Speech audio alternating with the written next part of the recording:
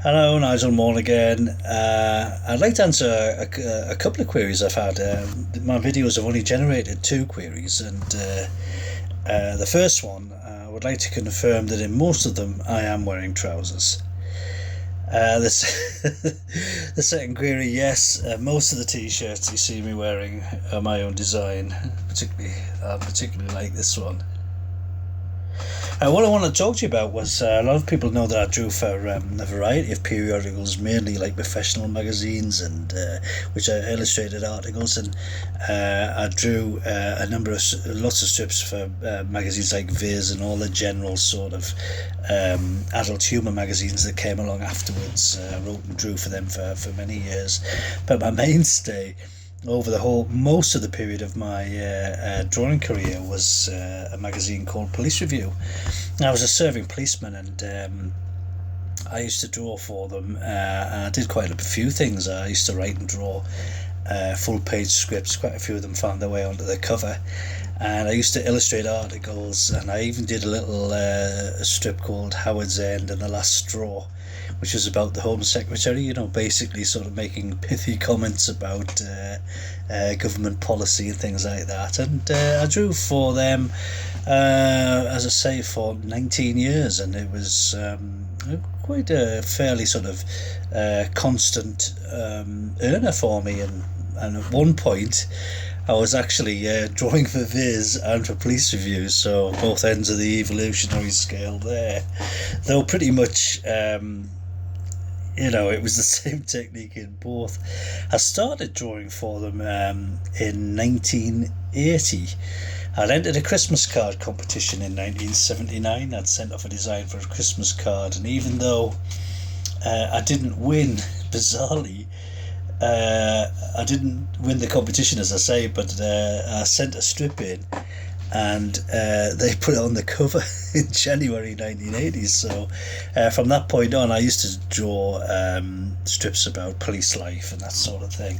I've put them in that was that original cover there.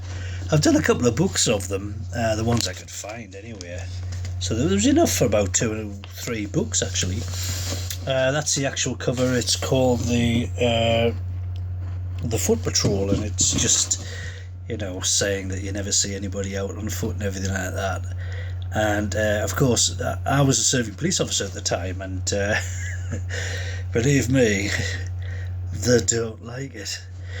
I thought if I just didn't sign it, I rather naively thought that no one would ever find out that I read it. I mean, the one thing I was always sure about drawing for Viz and all the adult humour magazines, practically no one would at work would know I drew for Viz and Smut and Pulp and Ziggy and all the rest of them.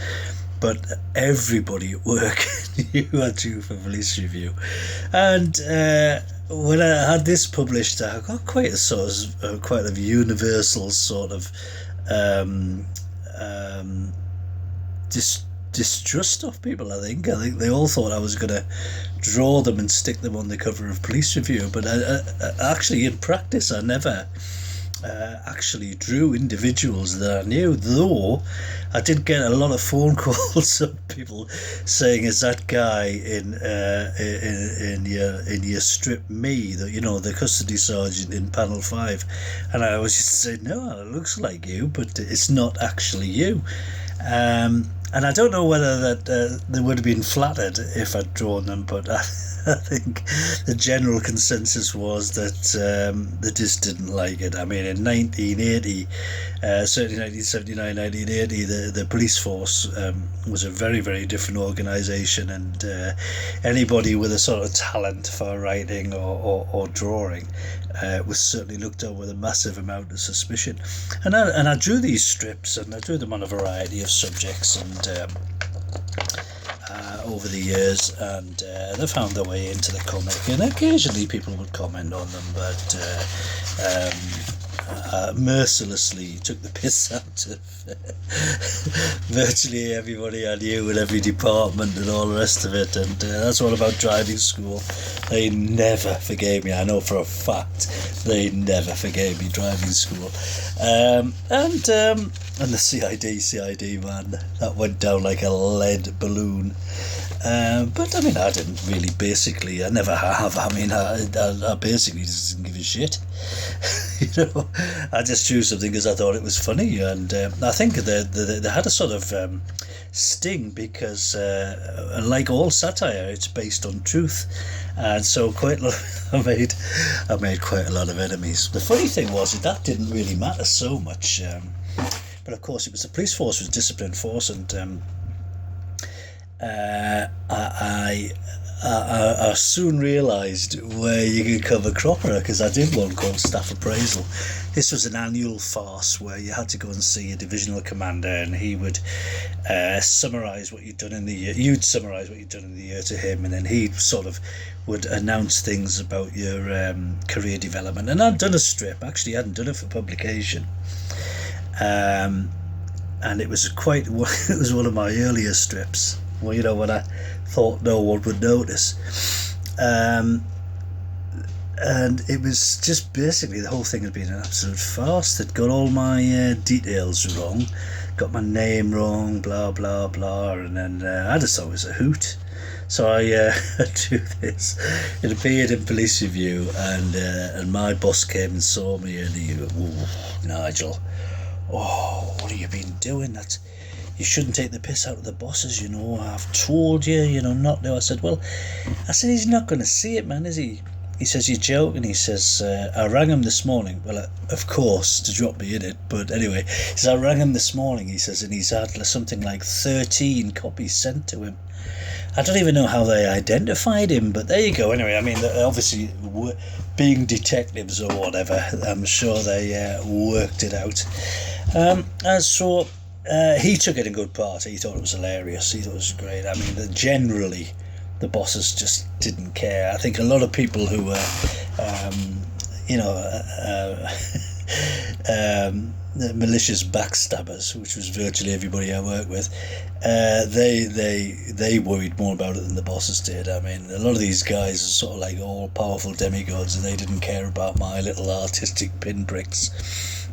However, in 1981, I got a summons to see the deputy chief constable. It was a fella called Tommy Farmer, and he had quite a fearsome reputation, and well deserved too.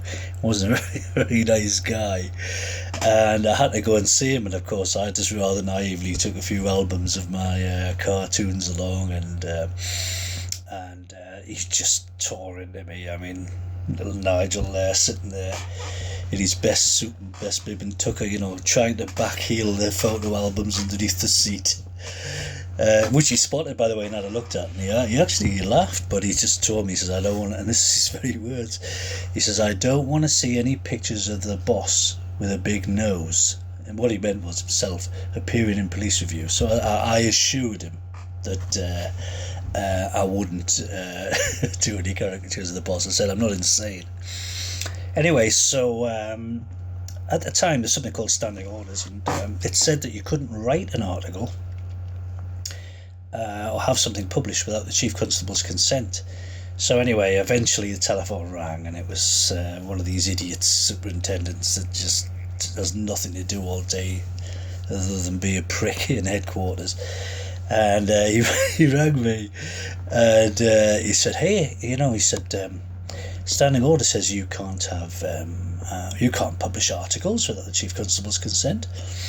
And well, of course, me being me, I just said, "Well, it's not an article; it's a cartoon."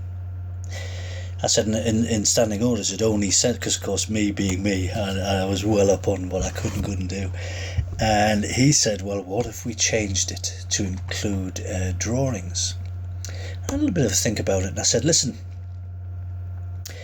I said, if you want to put yourself in that position where a headline appears in the papers or Police Review saying Chief Constable doesn't find cartoon funny, I said, by all means, do it. I said, but do you really think you want to go down that particular path? Anyway, he says, "I'll get back to you," and he hung up, and he never did, which, I'm not sure whether it would have made any difference to me, but there you go. Anyway, over the years, I did quite a few of these. I did magazine illustrations, I did strips, I illustrated articles. But in 1998, 1997 rather, I had to go to Bosnia, and keeping the I actually did a year's supply of cartoons just before I left, and